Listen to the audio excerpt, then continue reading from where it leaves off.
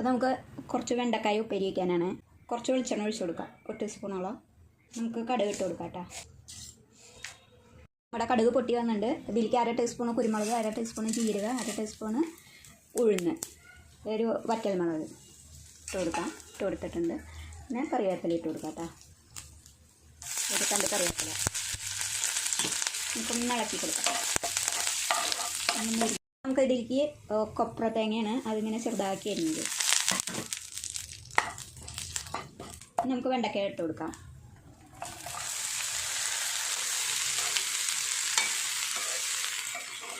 ഒരു പച്ചമുളക് അരിഞ്ഞിട്ടിട്ട് കേട്ടോ. വെണ്ടക്കായുടെ കൂടെ സ്വല്പം മഞ്ഞൾപ്പൊടി ഇട്ട് കൊടുക്കാം. ഉള്ളി അരിഞ്ഞിട്ട് കൊടുക്കാം.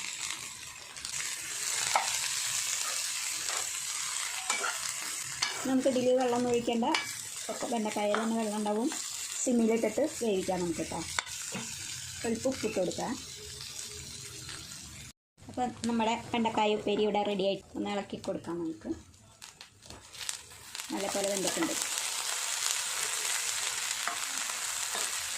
അപ്പോൾ സ്വല്പം വെളിച്ചെണ്ണ സ്പ്രേ ചെയ്ത് കൊടുക്കാം. വെളിച്ചെണ്ണയുടെ മണവും ഒക്കെ കൂടി നല്ല ടേസ്റ്റ് ഉണ്ടാവും. ഇതേപോലെ വെച്ച് നോക്കുക. ലൈക്ക് ചെയ്യുക, ഷെയർ ചെയ്യുക, സബ്സ്ക്രൈബ് ചെയ്യുക, ഫീഡ്ബാക്ക് അറിയിക്കണം കേട്ടോ.